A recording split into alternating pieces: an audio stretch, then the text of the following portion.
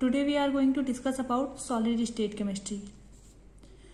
Solid state तो basically पहली बात तो ये सॉलिड स्टेट पढ़ने के लिए जो बेसिक थिंग है वो ये कि आपकी इमेजिनेशन पावर्स बहुत ही अच्छी होनी चाहिए, बहुत ही स्ट्रांग होनी चाहिए। सॉलिड स्टेट में आप जितना ही ज़्यादा और जितने ही अच्छी तरीके से इमेजिन कर सकते हैं उतना ही इजी हो जाएगा इसको समझना और पढ़ना। तो सॉलिड आपने लोअर स्टैंडर्ड में पढ़ा होगा 9th 10th 11th वगैरह में कि सॉलिड क्या। पहले तो बात कर ले मैटर, बहुत ही बेसिक सी चीज़ है, बहुत टाइम से हम पढ़ते आ रहे हैं कि मैटर क्या होते हैं। Matter are those which have some mass and occupy some space, मतलब वो जिनका कुछ मास हो और कुछ स्पेस ऑक्यूपाई करते हैं वो मैटर होते हैं। फिर इनकी कैटेगरीज क्या होती हैं, 3 तरीके से इनको क्लासिफाई किया गया है, सॉलिड लिक्विड गैस। तो हमें क्या पढ़ना है, सॉलिड स्टेट, सॉलिड के बारे में। तो जो बहुत ही बेसिक डिफिनेशन है कि सॉलिड क्या होते हैं, जिनका डिफिनिट शेप एंड साइज हो, डिफिनिट मास हो, डिफिनिट वॉल्यूम हो, ठीक है, वो सॉलिड्स होते हैं। अगर थोड़ा सा अब इससे हट के बात करें तो 2 चीजें होती हैं, एक इंटरमॉलिक्यूलर फोर्सेस होते हैं या इंटरमॉलिक्यूलर डिस्टेंसेस भी, और थर्मल एनर्जी। मतलब इंटरमॉलिक्यूलर फोर्स जितने ही स्ट्रांग होंगे सॉलिड उतना ही अच्छे से पैक्ड होगा। उसके जो कॉन्स्टिट्यूएंट पार्टिकल्स होते हैं, कॉन्स्टिट्यूएंट पार्टिकल्स मतलब एटम, मॉलिक्यूल, आयंस, उनकी जो पोजीशन होती है वो फिक्स होती है। सॉलिड में क्या होता है कि जो पार्टिकल्स होते हैं वो केवल अपने प्लेस पर ऑसिलेट कर सकते हैं, एक जगह से दूसरी जगह नहीं जा सकते हैं। क्यों नहीं जाते हैं, क्योंकि इंटरमॉलिक्यूलर डिस्टेंस बहुत कम होती है और फोर्सेस बहुत स्ट्रांग होते हैं मॉलिक्यूल्स के बीच में। और जैसे हमने बात की थर्मल एनर्जी कम होती है। इंटरमॉलिक्यूलर फोर्स क्या करते हैं, मॉलिक्यूल्स को पास पास लेकर के आते हैं, काफी ज्यादा क्लोज, उनके आपस में एक दूसरे के बीच में डिस्टेंस ही नहीं होती है कि वो मूव कर सकें। और थर्मल एनर्जी मॉलिक्यूल्स को दूर करती है, उनकी टेंडेंसी ऑफ फ्लो, जो फ्लो करने की टेंडेंसी होती है उसको बढ़ाती है, जो कि लिक्विड वगैरह या फिर गैसेस की बात कर लो। गैसेस में अगर हम बात करें तो उसमें नेग्लिजिबल ही होता है इंटरमॉलिक्यूलर फोर्स, डिस्टेंसेस बहुत ज़्यादा होती हैं मॉलिक्यूल्स की।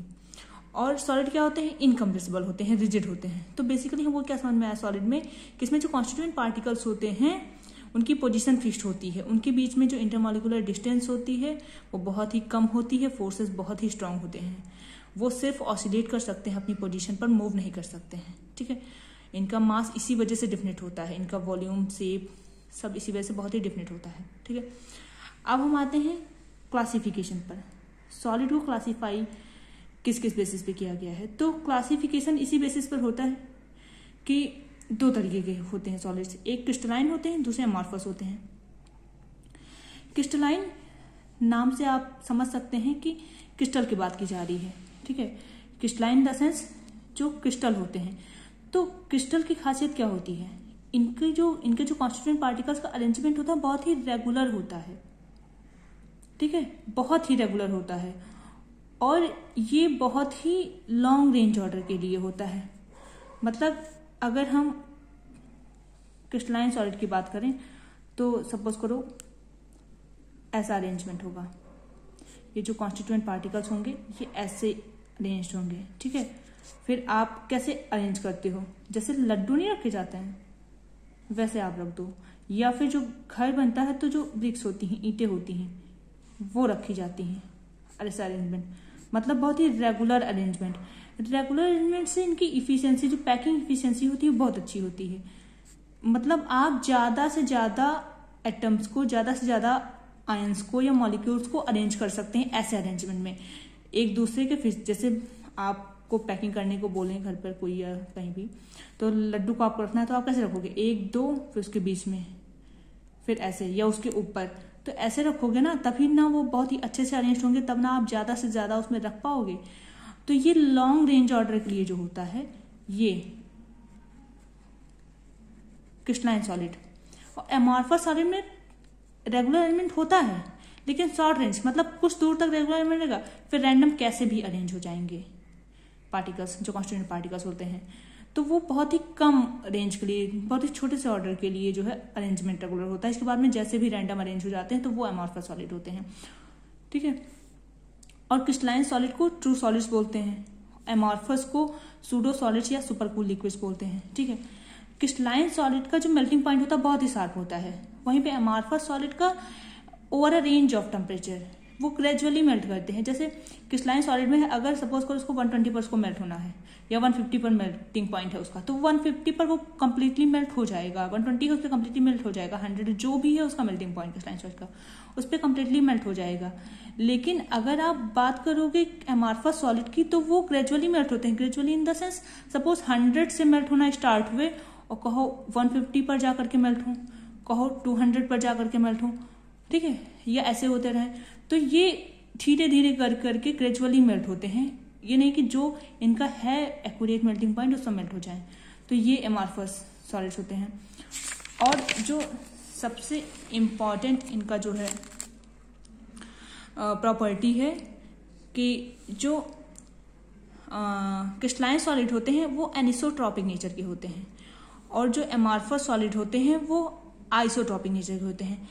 एनिसोट्रॉपिक आइसोट्रॉपिक का मतलब होता है, एनिसोट्रॉपिक का मतलब होता है different physical property different direction में, और आइसोट्रॉपिक का मतलब होता है same physical property different direction में।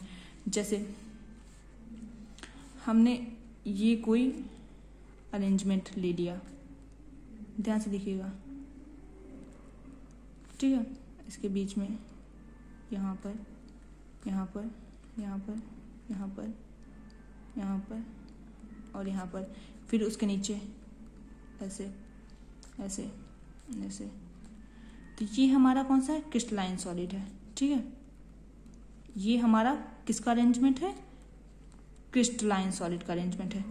तो इसमें जब आप देखोगे ना तो ये देखो, ये सेम डायरेक्शन में कैसी प्रॉपर्टी आपको मिल रही है, हाँ, ये सेम डायरेक्शन में कैसी प्रॉपर्टी मिल रही है, क्या तो इसमें डायरेक्शन ही सेम नहीं है। देखो ये डिफरेंट डायरेक्शन है, डिफरेंट डायरेक्शन में डिफरेंट प्रॉपर्टी शो हो रही है, ठीक है।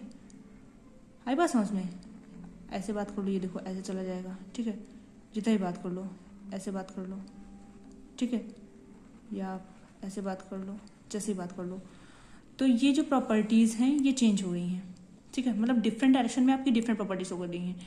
लेकिन अगर आप रैंडम कुछ भी अरेंजमेंट करोगे, रैंडम अरेंजमेंट देखो ऐसे ही, जो कहीं पर भी अरेंज्ड हो ऐसे, तो देखो एक ही डायरेक्शन में प्रॉपर्टी शो हो रही है, मतलब डिफरेंट डायरेक्शन में सेम प्रॉपर्टी शो हो जाएंगे उसमें, ठीक है। या आपको अगर इस तरीके से समझ में ना आए तो ये समझ लो जैसे आप स्कूल में या स्कूल वगैरह में प्रेयर करते हो, तो वहाँ पर क्या होता है, लाइन में देखो एक तरफ गर्ल्स ही दिखती हैं, दूसरी लाइन में बॉयज ही दिखते हैं, ठीक है, कहीं पर बच्चे ही दिखते हैं। तो ये होता है कि डिफरेंट डिफरेंट डायरेक्शन में जो सेम प्रॉपर्टी शो कर रही हैं, ठीक है। तो ये क्या हो गए, अमॉर्फस हो गए। और क्रिस्टलाइन की बात करो कि कहीं मेले में चले गए, जहाँ भी देखो उधर बच्चे बूढ़े और हर कोई नजर आ रहा है, ठीक है। अब अगर एग्जांपल की बात करें तो NaCl, quartz, KCl, ZnS, CaCl, ये सब जो है क्रिस्टलाइन में आते हैं, और रबर, ग्लास, ये अमॉर्फस में आते हैं।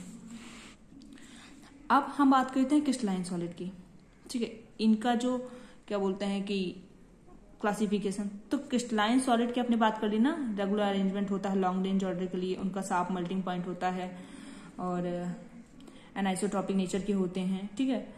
अब इसके टाइप्स क्या होते हैं, इसमें आते हैं आयनिक solid, metallic solid, covalent solid, molecular solid, ठीक है। आयनिक सॉलिड जो आयन से बने होते हैं, ठीक है, जैसे NaCl हमने क्रिस्टल के लिए ले लिया तो एक Na आयन और एक Cl आयन, मतलब कैटायन और एनायन से मिलकर के बने होंगे, ठीक है, वो हमारे। और इसमें फोर्स कैसा होगा, आयनिक सॉलिड में इलेक्ट्रोस्टैटिक फोर्स होता है, इलेक्ट्रोस्टैटिक फोर्स ऑफ अट्रैक्शन की वजह से होते हैं, ठीक है। मेटालिक सॉलिड की बात करें तो ये मेटल्स, जितने मेटल्स, आयरन है, कॉपर है, गोल्ड है, सिल्वर है, तो इनमें फोर्स भी कौन सा होगा, मेटालिक फोर्स होगा, ठीक है। कोवेलेंट सॉलिड, ये कोवेलेंट बॉन्ड से बनते हैं, ठीक है। मॉलिक्यूलर सॉलिड की बात करें तो मॉलिक्यूल से जो बनते हैं, ठीक है। तो ये तो जो था कि हाँ क्रिस्टलाइन सॉलिड को आप कैसे कैटेगराइज कर रहे हो। अब हमको पढ़ना क्या है, बेसिकली जो बीएससी फर्स्ट ईयर के सिलेबस में है ये, तो उसमें आयनिक सॉलिड के बारे में ही जो है पढ़ना है हमें। तो आयनिक सॉलिड में कॉन्स्टिट्यूएंट पार्टिकल्स क्या होते हैं, आयंस होते हैं, ठीक है। जो पार्टिकल्स होंगे वो आयंस होंगे, कैटायन हो एनायन हो, ठीक है। उन आयंस के बीच में फोर्स कौन सा लगता है, कोलम्बिक या इलेक्ट्रोस्टैटिक फोर्स लगता है। अब आयनिक में कोई भी NaCl आयंस मिलकर के क्रिस्टल बना रहा है, MgO का क्रिस्टल है, ZnS का क्रिस्टल है, CF2 का क्रिस्टल है, ठीक है। और ये होते कैसे हैं आयनिक सॉलिड, हार्ड और ब्रिटल होते हैं, ठीक है। इनका जो मेल्टिंग पॉइंट होता है वो हाई होता है, बहुत ही ज्यादा होता है। ये क्या, हाँ, ये जो एक बहुत ही इंपॉर्टेंट पॉइंट है कि जो इंसुलेटर्स होते हैं सॉलिड स्टेट में, ठीक है, ये क्या होते हैं, इंसुलेटर्स की तरह बिहेव करते हैं सॉलिड स्टेट में। लेकिन मॉल्टन स्टेट की बात करें तो उसमें कंडक्टर की तरह बिहेव करते हैं, ठीक है। और सोल्यूशन में एक्वस की तरह। कंडक्टर में जो मॉल्टन स्टेट की तरह बिहेव करते हैं, मॉल्टन का मतलब होता है लिक्विफाइड बाय हीट। मॉल्टन क्या मतलब होता है, लिक्विफाइड बाय हीट, मतलब गर्म करके आप उसको लिक्विड में चेंज करें, वो मॉल्टन स्टेट होती है। किसी भी सॉलिड को गर्म करके जो लिक्विफिकेशन किया जाता है उसको मॉल्टन बोलते हैं। तो यहाँ पर यही मतलब है कि जो इंसुलेटर्स होते हैं, जो ये क्या बोलते हैं कि आयनिक सॉलिड्स होते हैं, सॉलिड स्टेट में इंसुलेटर की तरह होते हैं, ठीक है। और ये मॉल्टन स्टेट में कंडक्टर्स होते हैं, सॉल्यूशन में एक्वस की तरह होते हैं, ठीक है। तो ये तो था आयनिक सॉलिड के बारे में, ठीक है। अब हम थोड़ा सा और जान लें, क्योंकि आपको भी जो रेडियस रेशियो रूल वगैरह पढ़ना है उसके लिए जो बेसिक चीजें हैं, जैसे लैटिस क्या होती हैं, यूनिट सेल्स क्या होते हैं, और क्या बोलते हैं कि आपका वो कोऑर्डिनेशन नंबर वगैरह, ये सब आपको जानना बहुत नेसेसरी है।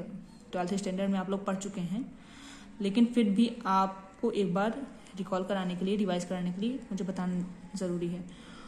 तो लैटिस बेसिकली 3D अरेंजमेंट होता है, रेगुलर अरेंजमेंट होता है, ठीक है। 3D रेगुलर अरेंजमेंट होता है आयंस का। जैसे हम बात करेंगे लैटिस की, तो इसमें क्या होगा,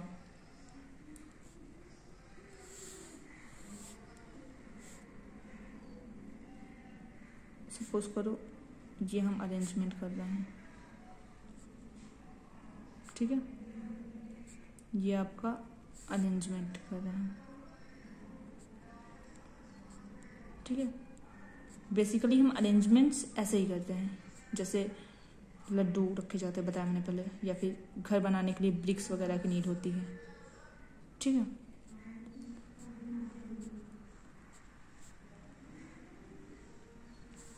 ठीक, तो इसमें ये ऐसा लैटिस का अरेंजमेंट होता है। और इसका जो एक पॉइंट होता है, ये लैटिस पॉइंट होता है, ये क्या होता है, ये आपका लैटिस पॉइंट होता है, ओके, ठीक है। ये 3D रेगुलर अरेंजमेंट होता है। इसमें अगर आप बनाना चाहो, जैसे मान लो आपको यूनिट सेल बनानी है, ठीक है,